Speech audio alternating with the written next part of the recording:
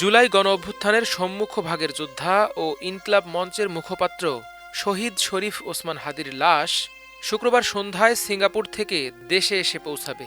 আগামী শনিবার বাদ জোহর রাজধানীর মানিক মিয়া এভিনিউতে তার জানাজা অনুষ্ঠিত হবে। ইনকিলাব মঞ্চের পক্ষ থেকে এ তথ্য জানানো হয়েছে।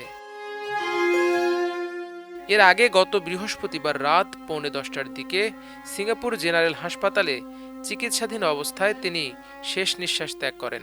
গেল রাত 1:30টার দিকে ইনকিলাব মঞ্চের পক্ষ থেকে জানানো হয়েছে, বাংলাদেশ বিমানের একটি বাণিজ্যিক ফ্লাইটে শুক্রবার সিঙ্গাপুরের স্থানীয় সময় বিকেল 3টা 50 মিনিটে শহীদ ওসমান হাদির লাশ নিয়ে ঢাকার উদ্দেশ্যে রওনা করা হবে। ফ্লাইটটি সন্ধ্যা 6টা 5 মিনিটে ঢাকার শাহজালাল আন্তর্জাতিক বিমানবন্দরে অবতরণ করার কথা রয়েছে। এর আগে সকাল 10টায় সিঙ্গাপুরের ঐতিহাসিক দ্য আঙ্গুলিয়া মসজিদে শহীদ ওসমান হাদির প্রথম জানাজা অনুষ্ঠিত হবে। বাংলাদেশে তার দ্বিতীয় জানাজা আগামীকাল শনিবার বাদ জোহর রাজধানীর মানিক মিয়া এভিনিউতে অনুষ্ঠিত হবে। ইনকিলাব মঞ্চের পক্ষ থেকে দেশবাসীকে এই জানাজায় শরিক হওয়ার জন্য আহ্বান জানানো হয়েছে। গত 12 ডিসেম্বর রাজধানীর পুরানা পল্টনে নির্বাচনী প্রচারণার সময় সন্ত্রাসীদের গুলিতে মাথায় গুরুতর আঘাত পান ওসমান হাদি। ঢাকা মেডিকেল ও এভার কেয়ার হাসপাতালে প্রাথমিক চিকিৎসার পর উন্নত চিকিৎসার জন্য গত সোমবার তাকে সিঙ্গাপুরে নেওয়া হয়। বৃহস্পতিবার রাত 10:45টার দিকে সেখানে চিকিৎসাধীন অবস্থায় তিনি মৃত্যুবরণ করেন। ওসমান হাদির মৃত্যুতে গভীর শোক প্রকাশ করেছেন অন্তর্বর্তীকালীন সরকারের প্রধান উপদেষ্টা অধ্যাপক ড. মোহাম্মদ ইউনূস। আগামীকাল শনিবার সারা দেশে রাষ্ট্রীয় শোক ঘোষণা করা হয়েছে। এদিকে হাদির মৃত্যুর খবর ছড়িয়ে পড়ার পর ক্ষোভে উত্তাল সারা দেশ।